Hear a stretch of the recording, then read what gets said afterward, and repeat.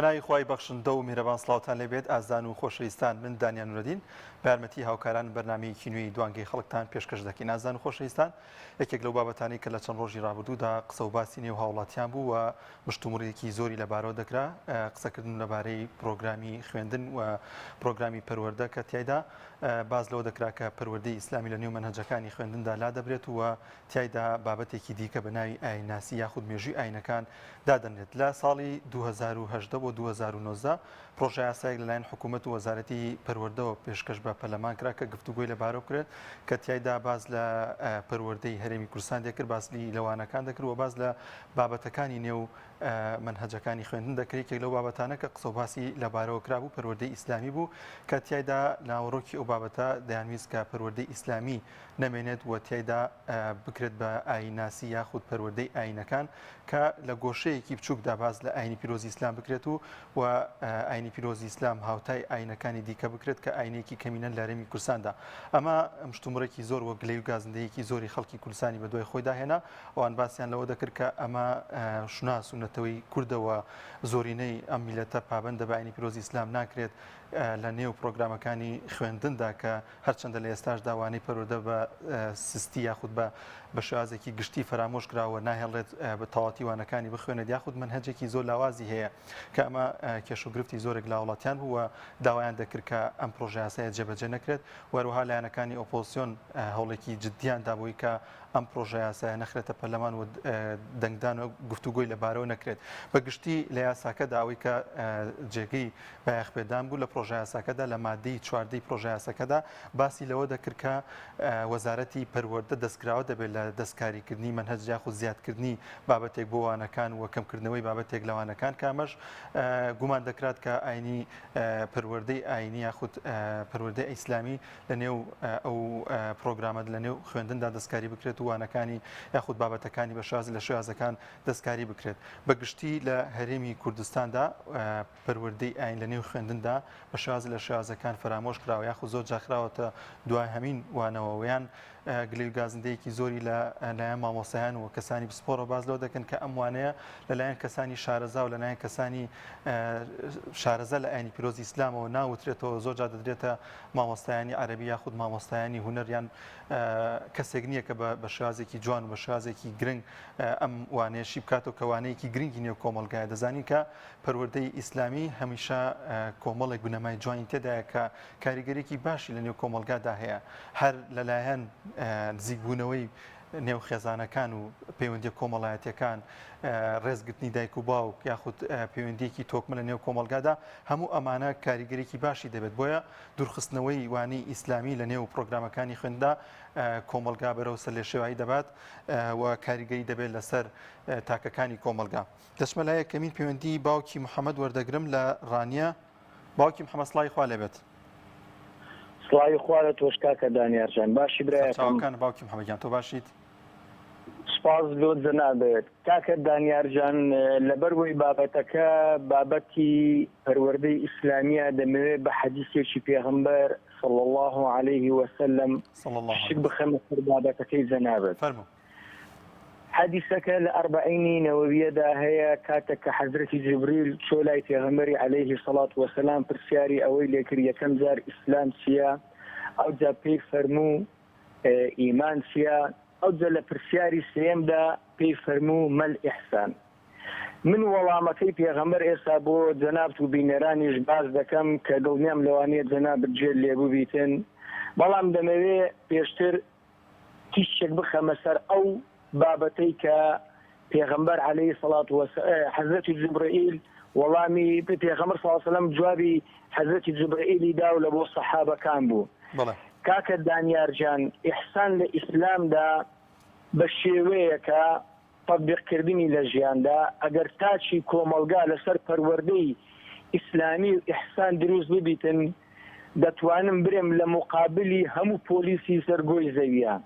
دەتوانم بڵێم لە مقابلی هەموو ئاسایشی سەرگۆی زەویە، دەتوانم بڵێم لە مقابلی هەموو دژە تیرۆری سەرگۆی زەویە، دەتوانم برێم لە مقابلی هەموو پۆلیسی ئینتەرپۆلی سەرگۆی زەویە. کاتێک کە حەزرەتی جبرائیل لە پێغەمبەری پرسی عەلەیهی سەڵات وەسەلام ئەی ئیحسان چییە؟ واتە چاکەکردن چییە؟ پێغەمبەر صلی الله عليه وسلم فەرمووی من بە کوردەکەی دەڵم لەوەی بینەران کاتەکە زۆر نەگرم پێغەمبەر صلی الله عليه وسلم فەرمووی چاکەکردن بریتێ لەوەی کە تۆ چاکە بکەی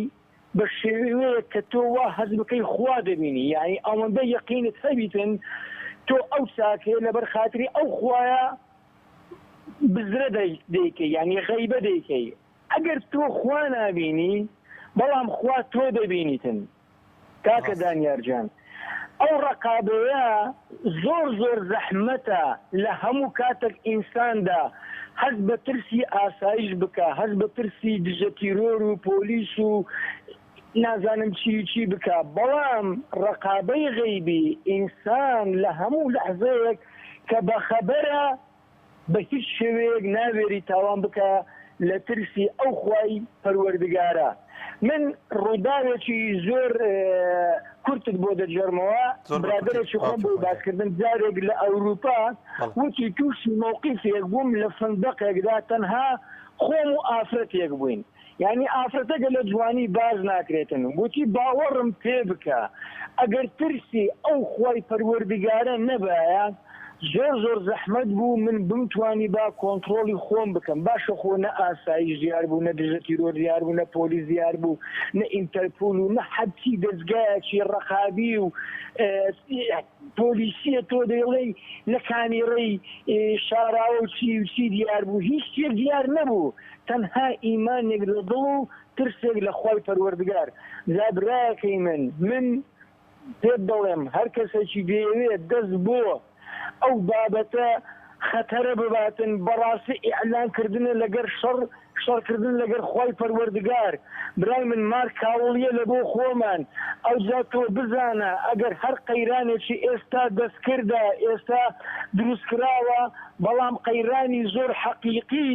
وا دێتە ژیانی ئەو خەڵکە و ئەو میلەتەوە ئەگەر ئەو بابەتە لەلایەن ئەو میلەتە قوبوڵ بکرێتن باوەڕم پێ بکە پەڕ و ئیشێک پێوەی دەسووتێتن قەیرانی ڤایرۆسی وا دێتن نەخۆشی و غەزەب و بوومەلەرزە و باران و تۆفانی وا دێتن ئەگەر ئەو شتە بکرێتن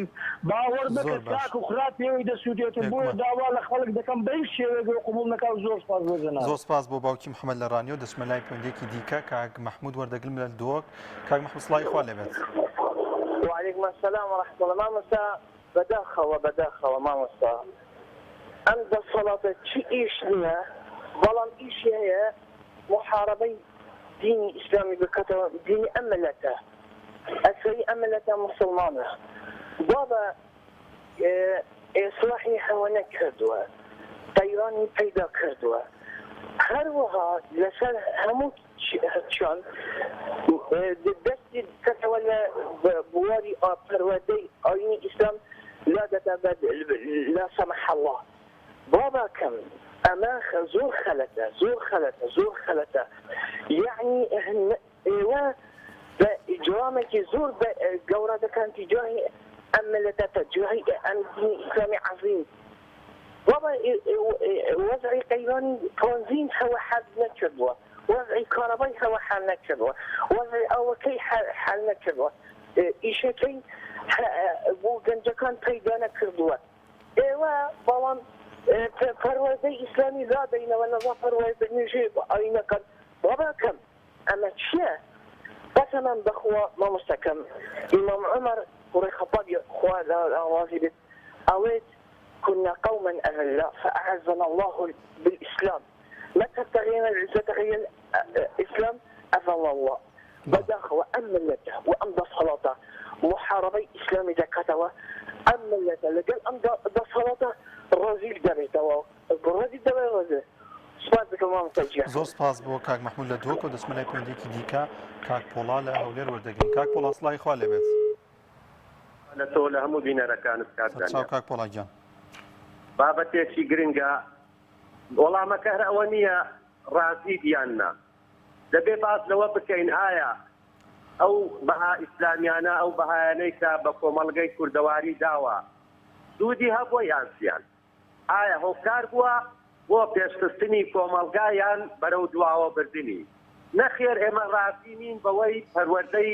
ئاینی ئیسلام بگۆڕدرێ بەڵام پێویستمانە گۆڕانکاری بکرێ و بەهێزتر بکرێ چونکە ئێمە لەیمان لەوە هەبووە تا ئێستا وەکو تورکەکان وەکو عەرەبەکان وەکو فارسەکان نەبووین وەک ئەوان نەبووین لاواز بووین دەستەمۆ بووین هۆکارەکەشی ئەوە بووە نەمانتوانیوە ئیسلام وەکو خۆی وەکو پێوەرە ڕاستەقینەکەی قورئان ئەکاربێنێت کەواتە ئەوانەی دەیانەوێ بیگۆڕن زۆر هەست بە لاوازی دەکەن شکستیان خواردە لە ڕووی نەتەوەیەوە بەرامبەر بە عەرەب چونکە ئەوانە دەیانەوێت شۆپێنێتی عەرەب کەساڵ بوو بەسەر کەسایەتیان سیاسیەکانیان ڕوخاند سیاسیەکانیان دەستەمۆ کرد وایان لێکرد خاک لە دەستدەن هەموو شتێک لە دەستدەن شارەکانی تەحریف بکەن چی بکەن تۆڵە لە ئاینەکە بکەنەوە بەڵام ئەوان هەڵەن ئەوە ئاینە شکۆمەندی دەدا بە مرۆڤەکان شکۆمەندی دەدا بە کەسایەتیەکان گەندەڵی مەکەن کاکوڵە تۆ بۆ پێت وایە کە بۆچی حکوومەت دەمیشە دەست دەبا بۆ ئەو بەها گرنگانە ئەو بەها پیرۆزانیانی بۆچی حکوومەت هەزار قەیرانی دیکەمان هەیە بۆ دەیپەژێتە سەرەوەی کە دەستکاری پەروەردەی ئیسلامی بکات دەیەوێت لێرەوە چی بکات دەیەوێت پیشانی وڵاتانی ئێمە وڵاتێکی پێشکەوتوین یاخود چونکە ئەم پرۆژە یاسایش بە شێواز لە شێوازەکان ڕێکخراوێکی ئەمریکی هاتووە سەرپەرشتی کردو دەیەوێت جێبەجێ بکرێت بەڵێ ڕێگادە وەڵامت دەمەوە ڕێگادا فەرموو وەڵامت دەم برای بەڕێزم لە بۆ دوو هەڵکاری سەرەکیە یەکەم دەیەوێت بە ڕۆژئاوایەکان بڵێ ئێمە وەکو ئەوەین بە پیتی ئێوە هەڵدەخەڵەتین ئێمە زۆر لاوازیستان بە دوێتێ بەدەی دەکەن خاڵێک شکستیان هێلایەن لە ڕووی نەتەوەییەوە بۆ لە ڕووی نەتەوەیە دوو خاڵ ئەو دوو خاڵەیە دانیان عەرەب کۆیانی شکان خاچانی داگیر کرد خوێنی شەهیدەکانیان بەدەست و هێنیان لە ناو شارەکان دەیانێت ئەو عزەتەی کە لە ئیسلامەوە وەردەگیرێ چونکە ئیسلام لێ ڕێگە ناگا تاوانسی بێنێ ناو ماڵەکەی خۆت ناو شارەکەی خۆت باسی قساس دەکا ئیسلام دەڵێت تۆڵەی لێ بکەوە تاوانبار نەینە ناو شارەکە دەستەمۆ مەبە عزەت نەفست هەبی وانە دوور دەکەو لەوە لەو شتانە کە دەیانەوەیە دینێک پەروەردە بکەن زۆر کەسایەتیان لاوازی شکۆمەند نەبن بەهرەمەند نەبن سوودمەند نەبن لە بەهاکان خاڵێکی تر خۆ ڕەوشتی کوردەواری پێش هایتنی ئاینی ئیسلامیش لەگەڵ ڕەوشتە باڵاکان بووە کەواتەیەک گونجانێک ئینسیزام لە ناو دوو کەوانە لەگەڵ ڕەوشتی کوردەواری لەگەڵ ئیسلام دەگونجێ گلەی لە کێ هەیە لەی لەوانە تا ئێستا پێشەوایە ینی ئاینیان کردووە کەم تەنخە من زۆر بەڕاستکاری پێ دەڵێم کاکە ئەگەر نمونەت ڕێگا بدەی نمونەیەکت بۆ بێن کاک پۆڵاگیان پەیوەندی دیکەمان بڵێ ماوەیەک لەوە پێش پەیمانگایەکێ لە هەولێر پەیمانگایەکێ مامۆستایەکی ئاینی میسری کاکێ دانیال بەڵێ مامۆستایەکی ئاینی میسری بوو بەڕێکەوت لەگەڵ هەندێک برادەر تووشیان بوو زۆر حەزم لە گفتوگۆیەک بوو پرسیارم لێکرد پێم گوت چۆن ملەتی کورد دەستەنجێنی وتی ملەتی کورد موسڵمانن گوتم نا ئێوە دەڵێنەوەی سەلاحەدینی بەس کەی کە ئیشات پێمان دەبی بەس وەکو ئەنفالمان دەکەن ئێمە نەنەوەی سەلاحەدینین کاکمان دووشی شڵەژانێک بوو پێم وت بە ئەمانەتەوە ئەگەر چی ئەسەر بە ئەمانەتەوە ئەو قسێ دەگەینی بەڵێنیدا پێم وت ئێوە فتوایە بدەن ئەگەر کوردکوشتن حەڵاڵە داگیرکردنی خاک حەڵاڵە لە ئەسەر شەرم مەکەن ئەو فتوایە بدەن و ئەگەر واز نییە بە عەرەبەکان بە دووڕوەکان بڵێن ئەوانەی ئەشەد و کوفرن و نیفاقن پێیان بڵێن بۆ لە کوردەکەن پێم گوت حەقە قسەکەم یان نا وتی حەقە وتم بۆ بێدەن گوت ئەساکت و عەدەل حەق چییە وەی وتی شەیطان ئەخرەتە کەواتە پێوەیستمان بە ئیسلامە عزەتەکەیتی نەوەک دەستەمۆیەکەیتی نەوەک بۆ گەندەڵی بەکاری بێنی سەرکەسکەین بەرامبەر داگیرکاریانی تورک و عەرەب و فارس بەرم یەشاندی دووبارە بۆ هەموو بینەرەکان کاکپۆڵا لە لێرە دەچمە لای پەیوەندێکی دیکە کاک سەعەدوڵڵا وەردەگرم لە چوار قوڕنا کاک سەعەدوڵڵا سڵاوی خوا لێبێ بوورە کەمێک لەسەر فەرمایتەوە سپاسی ئەو برابەرزە دەکەم بەڕاستی ئەو کەسانی کە دوور و درێژی دەکەنەوە بەرنامەکەی بەڕاستی نانی مافی خەڵکی ئەوانەی کەش دەخۆن بەخۆی بەرنامەکە کە پێما بسحاتێک نابێ حسابی جوای خۆت بکەیت ئینشاڵڵا دیارەکەین کاتەکەی دیارەکەین بەسەر تۆ بەڕا تۆ بەوەی ڕازیت کە دەستکاری پرۆگرامی پەروەردەی ئیسلامی لە قوتابخانەکاندا بکرێت نەخێت یەکەمیان ئەو کەسانی کە کفری دەکەن و کەسانی کە بێڕێزی بەرامبەر دینی ئیسلام دەکەن ئەوانە ئیمانیان زۆر زەعیفە ئیمانیان لاوازە نەفەس نەزمن ئەوانە لە خوای ناترسێن زۆر کەسەیە بە قسە دەڵێ لە خوای دەترسێن بەڵام نانی کردەوەی نییە کردداری نییە نانی دەڵێ بەریش نییە بە ئیشە بەڵام ئەو کەسانەی کە پێشتەچی دەبی بیدەوە بکەنەوە کە مردن هەیە مردن لەسەر هەموو کاتێک ژین و مردن بەدەست خوای گەورەیە کە ئەو کەسانی بەڕاستی نانی شتەکان بە پێچەوانە بوونەوە نانی شتەکان ئەمە لە 2022 داین ئەو کەسانی کە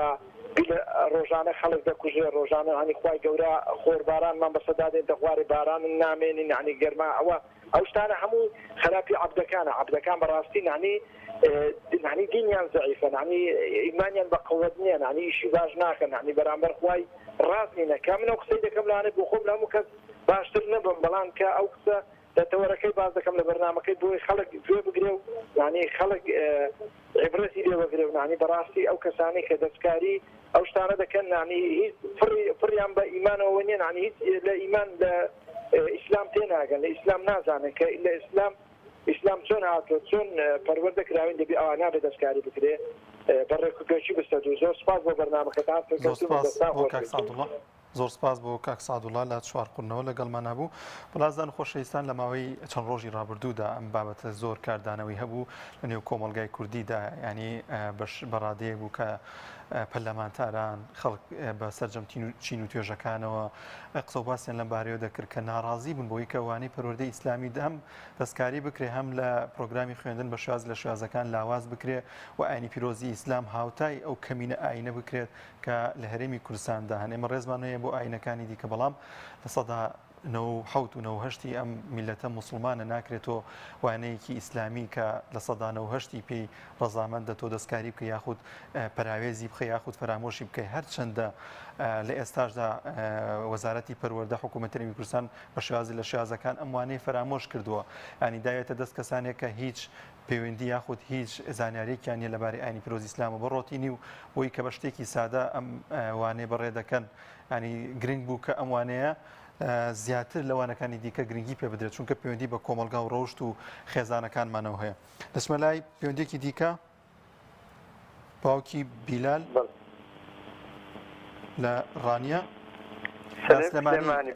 باوکی بیلال سڵاوی خوا لێبێت السلام عليكم ماوسەگیان سەرچاوەکانم باوکی بیلەگیان رحمەتی خۆی ڕازی وەڵی براگیانەمە تەنها بۆ تێکدانی کۆمەڵگەی موسڵمانە و هیچی تر بەڵێ ئەگینا ئەو خەڵکەیش زۆر کەم تەرخەمە لەبەرەوەی بۆ بەنزین و بۆ ئاو و بۆ هەندێک شت ئەچنە سەر جادەکان و بۆ پیشاندانەکەن بەس بۆ ئەم شتانە بێت دەنگن بەڕاستی لە کاتێکدا ئەمە شتێکە پەیوەندی بە کۆمەڵگا تەنانەت پەیوەندی بە ڕێزگرتنی خێزان و دایک و باوکیشمانەوە هەیە چکە ئەمە پرۆگرامە تەواوی ئەو شتانی تێدایە بەڵێ جا ئەمە ئیتر پلانێکە دژی موسڵمان و بۆ تێکدانی عائیلە و شیرازەی عائیلە مامۆستاگیان ڕاستە زۆر سپاس زۆر سپاس باوکی بیلال لە سلێمانیەوە لەگەڵمان نەبوو لە ئێستادا پسپۆڕانی پەروەردە کەسانی شارەزا لە ئاینی پیرۆزی ئیسلام چەند ڕێگە چارەیەکیان داناوە بۆ چارەسەرکردنی ئەم بابەتە لە ئێستادا کە هێشتا دەستکاری وانەی پەروەردەی ئیسلامی نەکرێەوە یەکێ لەو بابەتانەدا ڕێگە بدرێت وانەی ئاین لەلایەن کەسانی پسپۆڕۆ لەلایەن کەسانی شارەزاوە بدرێت وانەکە بوترێتەوە بە خوێندکاران و خوێندکاران زیاتر زانیاری لەبارەی ئاینی پیرۆزی ئیسلامە و بزاننەوەکو ئەم وانەیە بدرێتە دەست کەسانێک کە شارەزایان لە ئاینی پیرۆزی ئیسلامدا نیە دەچمە لای پەیوەندێکی دیکە کاک حەمەڕەشید لە ژاراوە کاک حەمەڕەشید یان سڵاوی خوا لێبێت سلام خوای لە جەنابەت دیوارت باس سەرچاوەکانم کاک حەمەڕەشید ڕێزم بۆ خۆت بۆ کەناڵەکەی بۆ سافەکەت بۆ بینەران و بیسەران برای بەڕێزم کاک پۆڵام شتی جوانی گوت چاوی ماز دەکەم چۆنە وەزعەکەیەوە ئاینی پیرۆزی ئیسلام زۆر بەرنامەیەکی جوانە بە حەقا دەمە احترازی پێ دەکەم وەکو خۆم زۆر بەندی جوانی تێدایە بەڵام داغەکەم هەر ئەوەندەی دەڵێم پێویستە عولەمایانی ئاینی جوانەی کە پەیڕەوی ئاینی ئیسلام دەکەن وەکو بەجواب بن لە ئەزیەتدانی خەڵکیش لەسەر پەردەی ئیسلام دەور و پشتمان ئەمە ئێران ئەمە تورکیا هەمویان بەخۆیان دەڵێن ئیسلام سەدامی گۆڕ بەگۆڕ ئەنفالی بە ناوی ئیسلامەوە کرد باوەشمان لەبیر بێ پێویستە عولەمایانی ئاینی و برایانی یەکگرتوو و کۆمەڵ و بزوتنەوە سوور بن لەسەر بۆ چۆن ئێستا دیفاع لە وەزعە ئێمەش دیفاعی لێ دەکەین بەڵام بەرامبەری دوشمنەکانیش ئەوانەی کە لە ژێر پەردەی ئیسلامدا ئەم میلەتە مەزلومەی ئەزیەت دەدەن ئەم هاوە تا ئێران ڕۆژ نییە چەند گەز بەدارێەوە نەکە هەرەوە چێ دەڵێ کوردین نەتەوەیەکین خوا درستی کردوین ئیسلامیش بووین بە کاغەز تێگەیشتی پێشمان بەرنامەیەکیش بابوو باپیرانیشمان تەطبیقیان کردووە بەڵام ئەوان احترافمان پێ ناکەن دەور و پشتمان هەتا عێراقیش ئێستا چەند هینی تێدایە تێگەیشتی تەماشای مەزهەبی و تایفیەکان جاران کێشەی کوردمان لەگەڵ عەرەب هەبوو ئێستا چەند مەزهەبیان بۆ دروست کردوین شیعە و سونەشیان بۆ دروست کردوین هەمووشیان خۆ بە ئیسلام دەزانن کاکە شتەکان لەوە گەورەترە ڕێزم بۆ ئیسلام بەقەدەر هەموو دنیا ئیسلام جێگای ڕێزە جێگای تەقدیرە کە منەتەواتیش هەیە ئادیانەکانی نیست ئەوانیش پێویستە ڕێزیان لێبگیرێت کۆمەلگایەکی موسڵمان تا چەند گرنگە بەرگری بکەین لە ئاینی پیرۆزی ئیسلام یعنی ئەگەر بە وتنیش بێ ئەگەر هاتنە دەرەوەمان بێبینە سەر شەقامەکان و خۆپیشاندان بکەین کە نێڵین هیچ کاتێک بە پیرۆزەکانی ئاینی پیرۆزی ئیسلام فەرامۆش بکرێن یاخود بە شێواز لە شێوازەکان وەلا بنرێت کە دەزانێت دەسەڵات ئەمە مەشغوڵکردنی خەڵکە با پێت بڵێم مەشغوڵکردنی شەعبەکەیە دەستی دلێزەکانیشی تێدایە دەرەکی ویقلیمی با پێت بڵێم ئەوانەی ناوم هێنان بە زۆری دەسیوانیشی تێدایە دەنا ئیسلام ڕێگایەکی پیرۆزە بەهایەکی جوانە فەرموو مزگەوتەکانمان فەرموو بەها و ئەخلاق فەرموو کردەوەی ئیسلام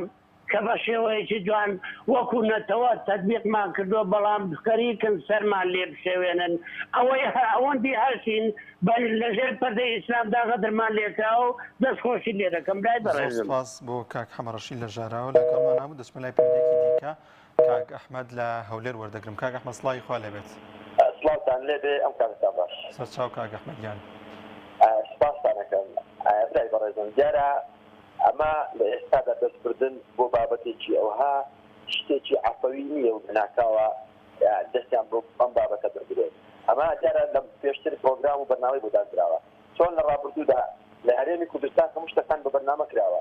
کەناڵێکی ڕاگەیاندن بە پارە و بودجەیەکی هەرێمی کوردستانی زەبەلا لە سەرەتاوە کەوتە بڵاوکردنەوەی ئەو شتانێکیان لەگەر ئاداب و کۆمەلگای کوردی و ئاینەکەی ئیسلام نازوندێ ئەمانە لە ڕابردوودا شتانەیان کردووە کەناڵی تەلەڤیزیۆنیان دانا بۆ لەناوبردنی پێگەی کۆمەڵایەتی بودجەیەکی زۆر زەبەلاهیان دانا لە ڕێگای ئەم پەرگیسایتانە سێبەری حیزبەکانی ترا بۆ نەهێشتنی ڕای کۆمەلگا و ئەم شتانە ئێستاش ئەمە ئەوەی جێگەی دڵخۆشیشە کۆمەلگای کوردی ئەم شتانە ژەر قبول ناکە ینی خێرایەتە دەنگ ئەی ناڕازیە لەوەی کە ئەم دەسەڵاتدارانە بە پلان ئەم شتانەی کە باسە کرد جێبەجێ دەکەن ئەزانی چۆنە ئێمە لە ڕابردوودا لە سیستەمی موچە ناڕازی بووین دەست ئەو کارەبا ناڕازی بووین ئەمانەیە بۆ سوەسەر ئەگەر لە ڕابردوودا ئۆپۆزیسیۆنێکی بەردەیکاری سەرسەختی هەرێمی کوردستان لە هاوڵاتیانی هەرێمی کوردستان ئەوانەی بەتیبی لە ئاینی پیرۆزی ئیسلامەکەن ئەمانە یەکدەنگ بوون لە ڕابردوودا دەیان هێشتایە ڕێک لەم شتانیان بۆ بچێتە سەر ئێستا دەستیان نەدەبن بۆ شتێکەوە بەڵام ئەوانە بۆیان چۆتە سەر وەکو هەموو دارەکانی تر چۆن ئەوانی تریان لە ڕابردوودا بۆ چۆتە سەر ئێستاش تێکی وا دەکەن ئەمە شتێکە فڕێ دەدەن بەنەم زانی خەڵک ئەگەر ڕازی بوو ئەمە پێدا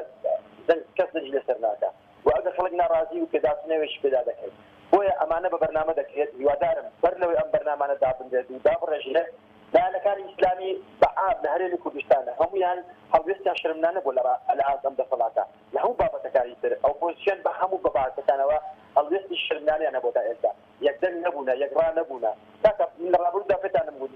لە پاشەکەوتی موچە و لە نەبوونی ئاو کارەبا و لە هەزار حەیران لە هەرێمی کوردستان ئەگە یەک هەڵوێستێکیان هەبووایە هەر لە بەردەم بارەکەەکانی خۆیان هەڵوێست ناڕازیان دەربڕ ئێستا بە ڕۆژە بۆم ڕۆژێنە دەگەیشت بەڵام کەس نەبوو يعني ڕێگری بکات دەکاتە ئێمە دەست ببن بۆ ئەو شتانە هێڵی سوورە بۆیە ئەمان ئێستادان پرۆگرام و خوێندن و ئەمانە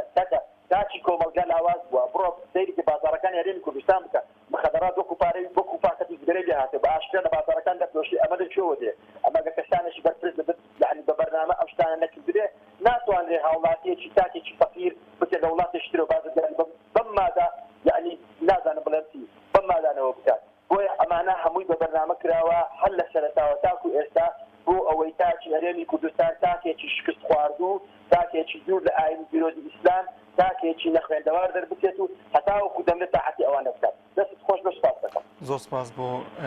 کاک ئەحمەد لە هەولێرەوە لەگەڵمان دەچمە لای پەیوەندێکی دیکە کاک هەژار لە قەرەداغ ئەم کاتە باش سەرچاوەکەم کاک هەژاریان بەڕێز سلامت کاکە جان بۆ تەوەری بەرنامەکەت ئایا تۆ بۆ ڕازی دەستکاری پرۆگرامی پەروەردەی ئیسلامی لە قوتابخانەکانە بکەن نەخێر کەس بۆ ڕازی نیە هیچ کەسێک بۆ ڕازی نیە لە باتی پەروەردەی وەزارەتی پەروەردە مامۆستای شارەزای دابنایە بۆ پەروەردەی ئیسلامی بە قوتابیان بڵێتەوە ئەوان خەریکە لایشێتن ئەمە یەک دوێمیشان ئەمجا دینی ئیسلام دینێکی زۆری نییە بە تەمادە نزیکا مقارنەیکا بە دینی مەسیحی و دینی کە ناکرێت چی ئەوان ڕێژەیەکی زۆر کەمن دینی ئیسلام لە پانەوەتی خەڵکی کوردستان ئیسلامە کاکە زیاتریش بەڵام داوام لە دایک و باوکان هەیە بەڕاستی ئەوەی کە تەلەبێ هەیە لە خوێندن خۆپشاندان کەن خوشانای سەتاسەی ڕاکلێنن بەگە حیزب ئیسلامیەکانی پاڵپشتیان کەن یعنی بەڕاستی حیزب ئیسلامیەکان بە تایبەتی یەکگرتوو کۆمەڵ یعنی حیزبەکانی کەوانی بسووتنەوە یا ئەو کەسا ئیسلامیەکان وەکو مەلاکان وەکو پێشڕەوی دینوانە هەبووی کاکە بێتە سەجادەت بشی ئەم بەرنامە بۆچکە ئێمڕۆ پەروەردەلادا باین مسکۆتەکانی مەمنوع ئەوتە مسکۆتەکان مەمنوع کراوە ئێستا چێت یعنی مسکۆتەکان ئەبێت دنیا معاملات في تا دوو کناڵەکەت چێش خوێندن کالوێن مەکتەبە پێشنەیەڵێت ئێکەواتە ئیسلام تەواو لاوازەکە لە کوردستان بەرنامە بۆ ئەوە هەیە بەڕاستی حەقا هەموو قبوڵی نەکا ئەمجا داواش بکرێت لە باتی مامۆستایەکی ابتدایی کە دەرزێتەوە مەلادانن لە مەکتەبەکانە هەفتەی ڕۆژ لە جوان دەرسی ئاین بە تەلەبەکان بێتە بۆی شارەزا زیاتر کات مامۆستایانی داینن بەڕاست نەک مامۆستایەکی مەکتەب قورئانەکەش بەغەڵەت ئەڵە دەبێت ناڕەکان ئەمە غەڵەتەکان ئالەمایە بەڕاستی خەڵک هەر بێتەنگ بوو ئاخری کەستانەکەش تینەکەشمان لێتێنە بەڕاست کاگە ژار لە مای ڕابردوودا مامۆستای باسێکرێی مامۆستای وەرزش لە قوتابخانەکەماندا مامۆستای ئاینیە پێیە خۆم مامۆستا دەرسی پێوتم ئەسڵ مامۆستای تین هەر نەبووە باوەڕ کە باوەڕ ناکەم دەستنوێ ژێ بەدەستیا بە قورئانەکەەوە قورئانی بە من وتووە یعنی بەڕاستی ئەمە دروست نییە یعنی مامۆستا حەق باوەڕی بۆ بەسەوە بۆ قورئانەکە وەکو عەرەبی خوێندبوومان تشکات نەبی یعنی حەقی قورئانەکەی نەوە بە ئێمە بەڕاستی ئەمەیە غەڵەتەکە ڕاست زۆر باشە سپاس بۆ کاگەژان زۆر سپاس کاگەژان سپاس بۆ پەیوەندیەکە بەڵازان یەکێک لەو بابەتانی کە لە پرۆژە یاساکەدا هەیە و مشتومڕی زۆر لەبارەوە دەکرێت و ڕخنی لەبارەوە دەگیرێتەوەیەکە ئەم پرۆژە یاسایە ئەمە لەلایەن حکوومەتی هەرێمی کوردستان لەلایەن وەزارەتی پەروەردەوە ڕەوانەی پەرلەمان کراوە کە گفتوگوی لەسەردا بکات و بخرێتە دەنگدانەوە یەکێک لەو مادانەی کە لە نێو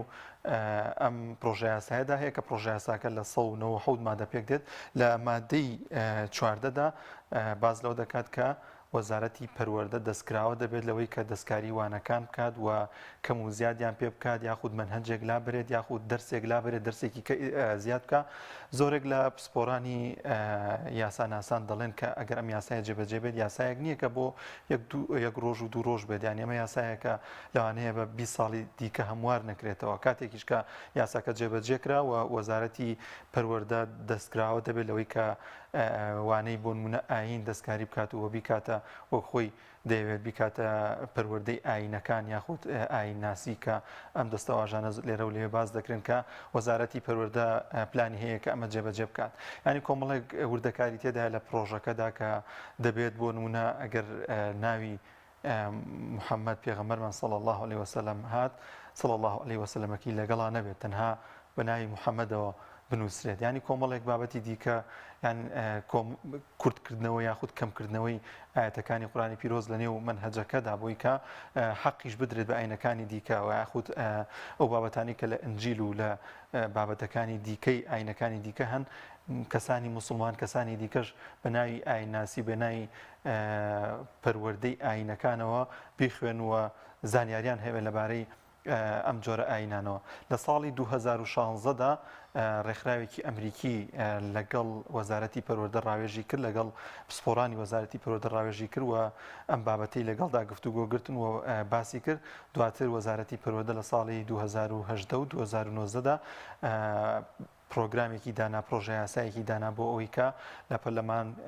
دەنگدانی لەسەر بکرێت و بخرێتە دەنگدانەوە پرۆژە یاساکی لەو کاتەوە ڕەوانەی پەرلەمان کردووە کە ئەمە ساڵ و دو ساڵەکە ساڵی پارێش بە هەمان شێوە ئەم بابەتە قسە و باسی لەبارەی کراوە دووبارە هاوڵاتیان دەنگدانەوەی هەبوو لە نێو هاوڵاتیان لە نێو خەڵکی کوردستاندا و ئێستاش لە چەند ڕۆژی ڕابردوودا بە هەمان شێوە کاردانەوە هەبوو لە نێوان خەڵکدا و زۆرێک لە هاوڵاتیان نیگەران لەوەی کە ئەم جۆرە پرۆژە یاسایە جێبەجێ بکرێت کە هێشتا جێبەجێ نەکرا لە لایەکی دیکە وەزارەتی پەروەردە ڕوونکردنەوەیەکی لەو بارەوە ڕاگەیاند کە ئاماژەی بەوە کرد کە هیچ بنەمایەکی نیوە ئەم پرۆژە یاسایە جێبەجێ ناکرێت ئەوان لە ئێستادا پلانیان هەیە کە ئاینی پەروەردەی ئیسلامی بۆ ساڵی 2023 و 2000 ئەنی ساڵی داهاتوو چاپ بکەن کە پلانی ئەویانێ نەک پێن پلانی دەستکاری بکەن بەڵام هەر هاوڵاتیان لە خەمی ئەوەدان کە ڕۆژ لە ڕۆژان دەستکاری ئەم وانەیە بکرێ. دەچمە لای پەیوەندێکی دیکە خاتوو نازەنین خان لە هەولێر. سڵای خۆی پەروەردیگار بێبی چۆنی برای بەڕێزی سەرچاوەکان و خوشکەگیان سڵای خوا لە تۆش. سڵاو لە بینەرانی خۆشەویستیتان سڵاو لە هەموو شوێنکەوتوانی حەزرەتی محەممەد المستەفا صلی الله عليه وسلم. ئێمە سەدان جار لە ڕچی ناعەزان لە ڕچی سەمسەمە چێرەکان لە ڕچی ئەو کەسانی کە سایان بە دینی محەممەد المستەفا صلی الله عليه وسلم من چاردا لە ڕخی ئەوانە صلی الله عليه وسلم قورئانی پیرۆز كلامي رب العالمين بيروزا هردم بيروزا بسيراي تاي ام سمسمة سيرانا ام نزانانا ام كونا بأسو سين كوتوي بيغانا ولادنا كان اما حر سين كوتي حضرتي محمد المصطفى صلى الله عليه وسلم برنامج اما يعني اما قرآن بيروزا هر سين كوتي امر بازنا بسيراي تاي دزمنان هيت كاتك اما لقر اودانينا منهجي اين بقربريت اما هر قرآن تاجي سرمانا پیغمبر صلى الله عليه وسلم تاجي سرمانا بسراي اكثر او كسن كدلي نادي بنيه دوباره درن حضرتي محمد المصطفى تاجي سرمانا كتوما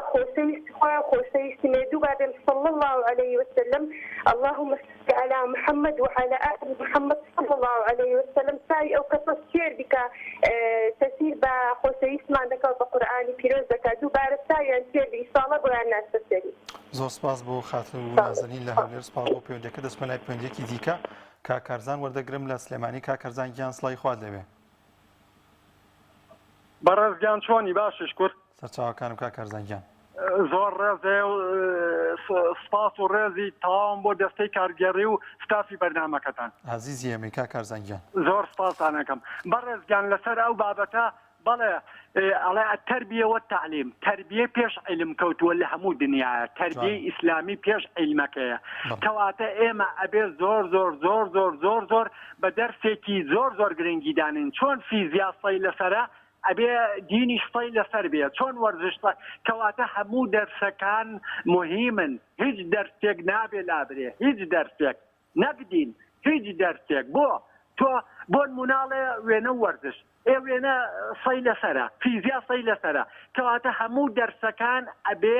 ڕێزی لێ بگیرێت و چونکە هەر دەرسە و مامۆستا و اختصاصی تایبەتی خۆی هەیە. مامۆستایە 18 ساڵە خوێنێ بۆ وەرزش، مامۆستایە 18 ساڵە خوێنێ بۆ دین، مامۆستایە 18 ساڵە خوێنێ بۆ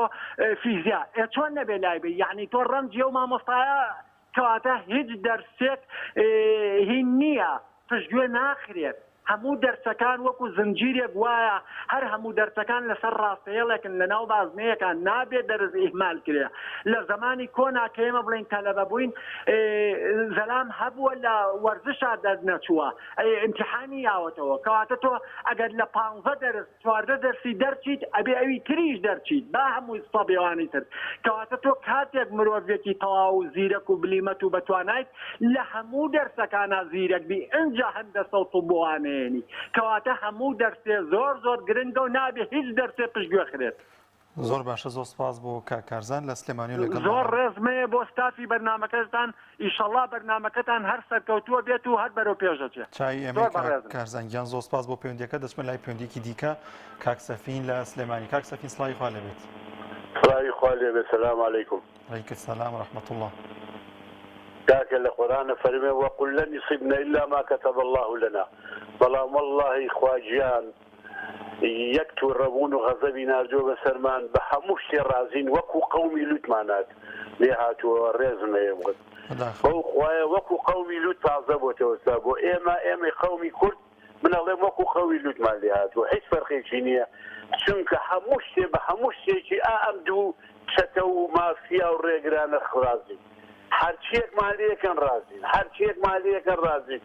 خواجانش عليه القرآن عليه اعتدى بمثل ما اعتدى عليك لسوري بخريا فرمي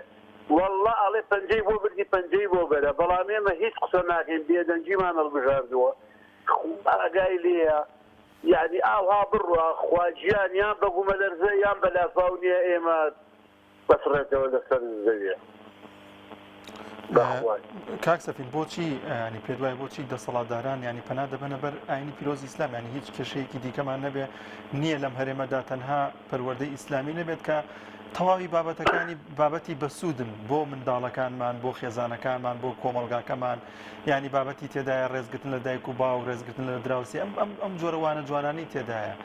ینی دەستپاکیە درۆنەکردنە ینی بۆ ئەبێت ئەمانە وەلا بنرێن ینی بۆچی ئەمەی ئەوێت حکوومەتی یاخود دەسەڵاتداران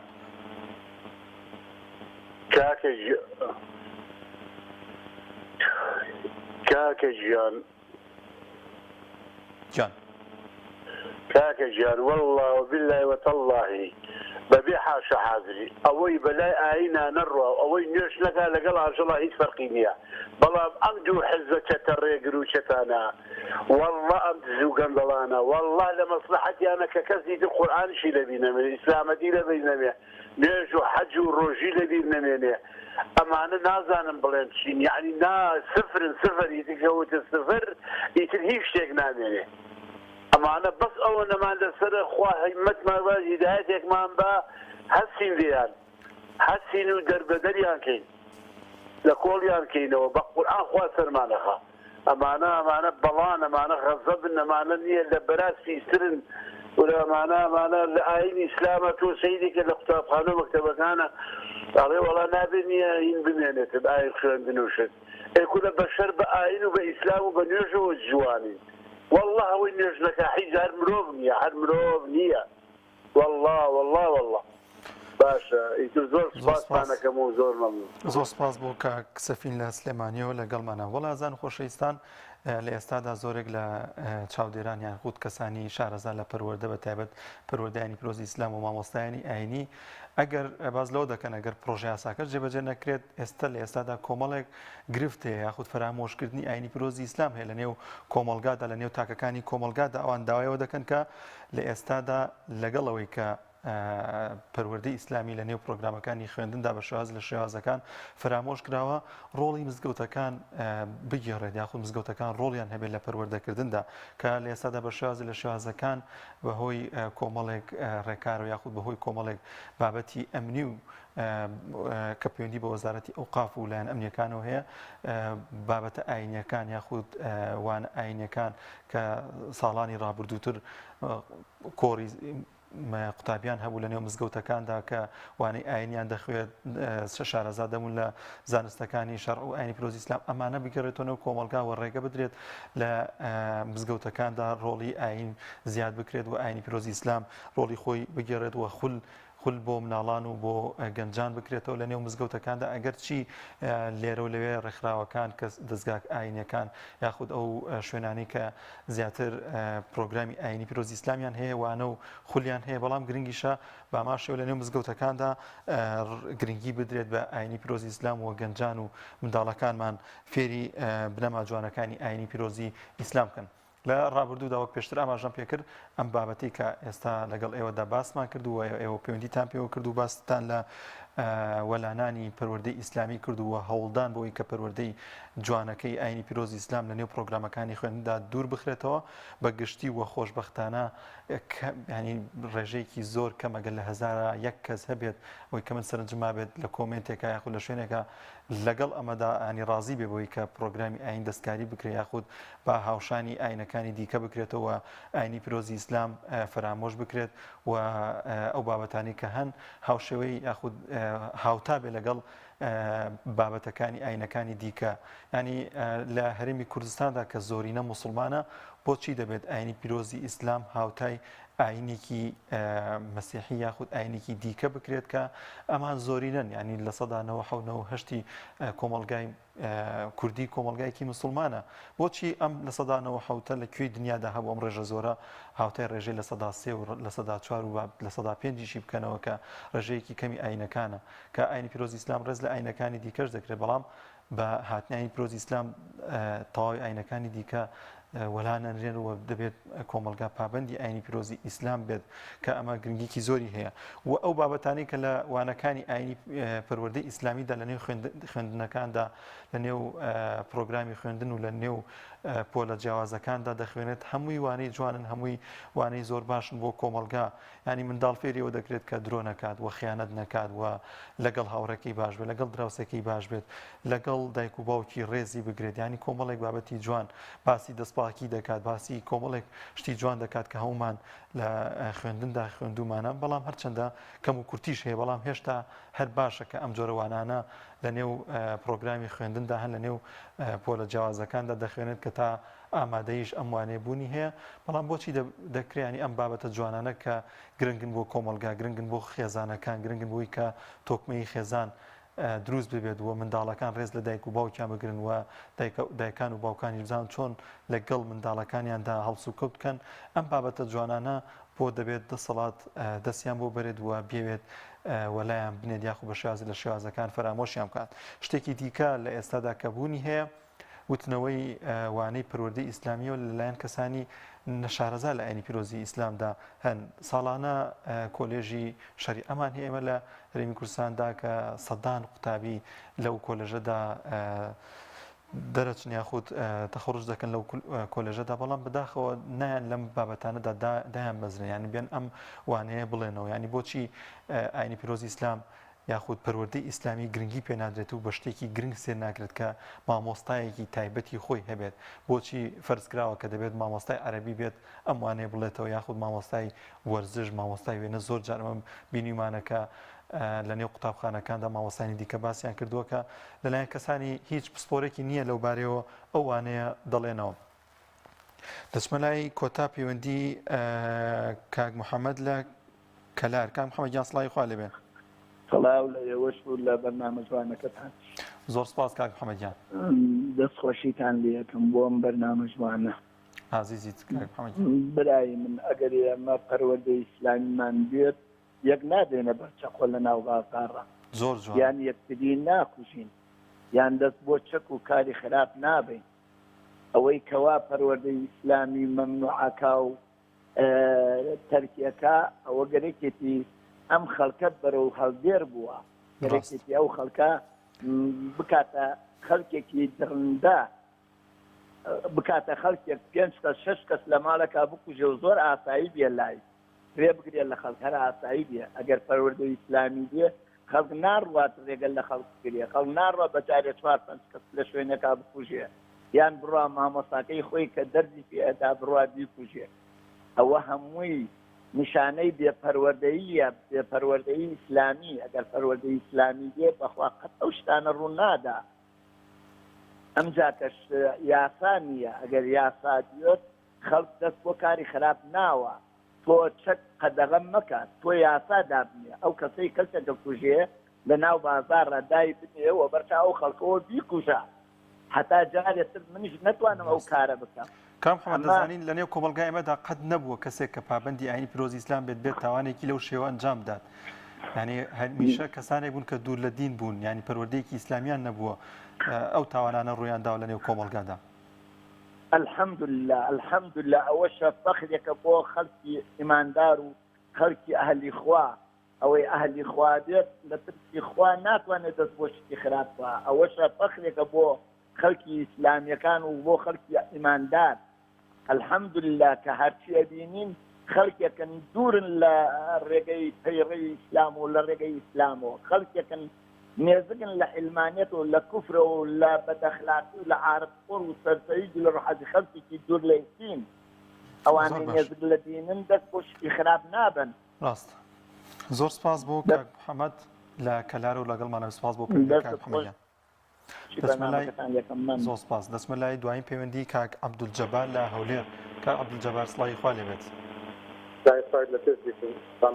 سلام کاک عەبدولجەبار گیان سەرچاوم بەڕاستی ئەگەر هەموومان زمانێکی بەڵام بە هیچ کاتێک دەستکاری دینی نەدەکرد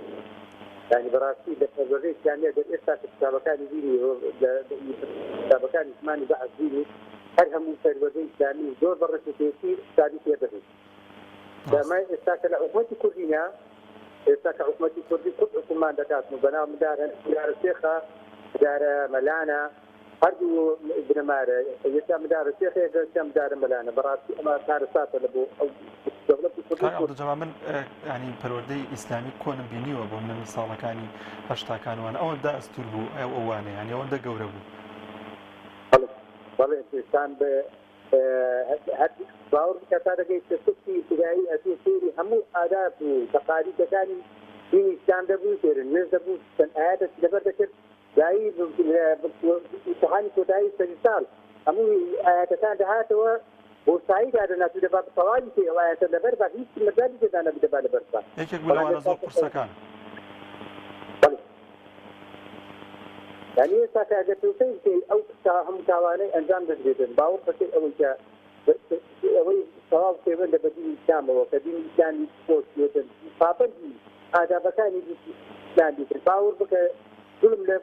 ليزيد ناتاتي نكمل ظلم له بسر بسر بسجتن يعني بكتن ظلم له يعني كيف خوي بتاع ظلم له خدمة كيف خوي بتاع له خدمة كيف خوي بتاع والله ما أنا براسي بين حالينا بين حالي نابل يعني هذا المنيت لما بريت السنة أما ما مساس إذا حنا نبغى ناوتناين وقريت المباراه كما مساس زود متدين له سداني صار ثاني فرساني تردد وفي زود تكليف ليلة تكنيك اليورو بمار مدار مليون يعني وفي سن سداني يوم عالم كات يزني وروب داون تدود بالبين بس نكتة مساس يا وكيل يا وكتة مساس نكتة بطلعي هنا لكن نفس ما دراسة بتاعتي وفي سن برماري هنا أو جارة قلت ما جبت ولا استجيب رودة سالة قلت والله هذه كان للرولة ولا عرفت يعني أو من داري أو حتى سنة يعني كذا ساور راندك من أجل أوادي كنتاك وبعد نزاني يقدر رودة سالة بلو ثمانية إذا بس سهل أو إذا الظلام كذو عطفورو سبنفورو بيافورو وأنا بس استعداد دي براسي زۆر باشە زۆر سپاس بۆ کاک عەبدولجەبار لە هەولێرەوە لەگەڵمانە سپاس بۆ پەیوەندیەکەت بەڵازان و خۆشەویستان بە یارمەتی هاوکارانم بەرنامەی دوانگەی خەڵکم پێشکەشکردن تا بەرنامەیەکی دیکە بەخواتان دەسپێرم خواتان لەگەڵ